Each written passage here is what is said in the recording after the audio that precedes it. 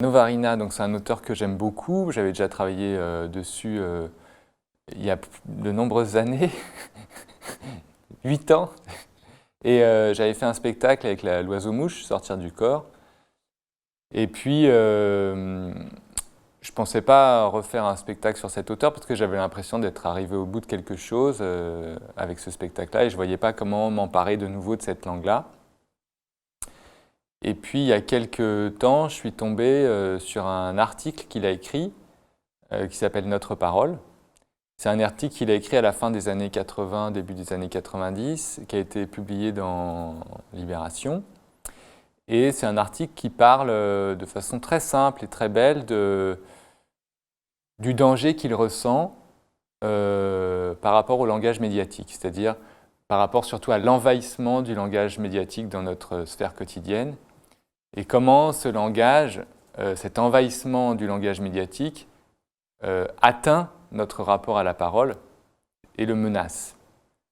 Et donc, il tire un peu la sonnette d'alarme fin des années 80, début des années 90, en écrivant cet article dans un journal, publié dans un journal.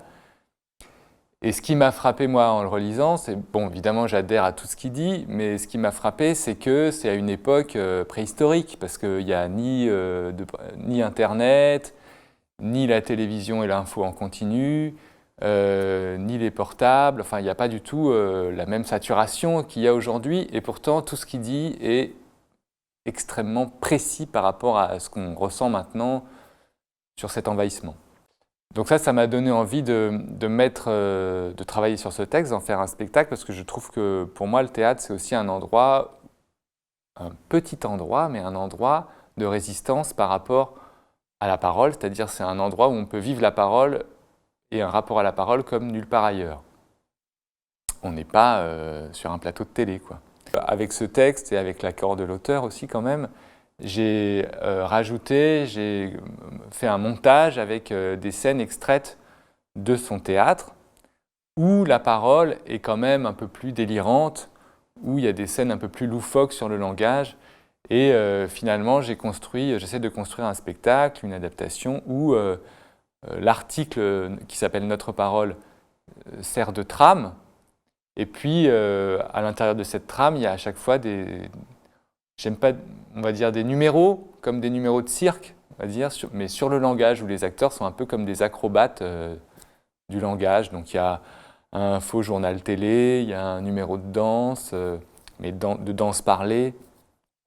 Il y a une espèce de zapping de théâtre, avec plein de scènes de théâtre complètement invraisemblables qui s'enchaînent et on a l'impression que c'est un peu sans queue ni tête, mais c'est une espèce de délire comme ça, théâtral. Le spectacle, il est conçu pour 3 interprètes.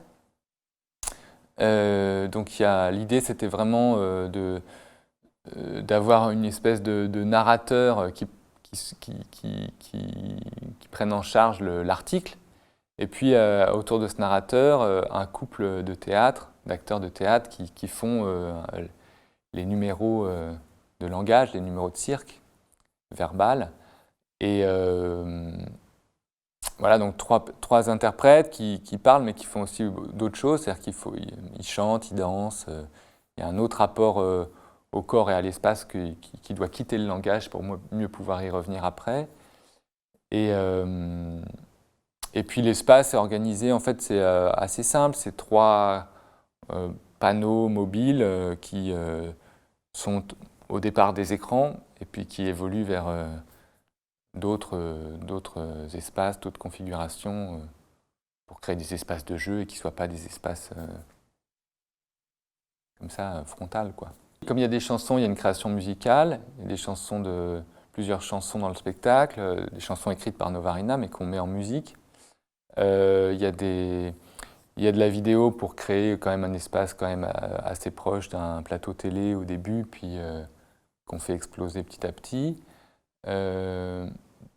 Donc pareil, en fait, tout part de quelque chose de très réaliste, et puis pour aller vers quelque chose de très poétique et théâtral au fur et à mesure de l'avancée. Donc que ce soit dans la parole, dans l'image, dans le chant, dans tous les champs d'expression, on s'éloigne de la réalité.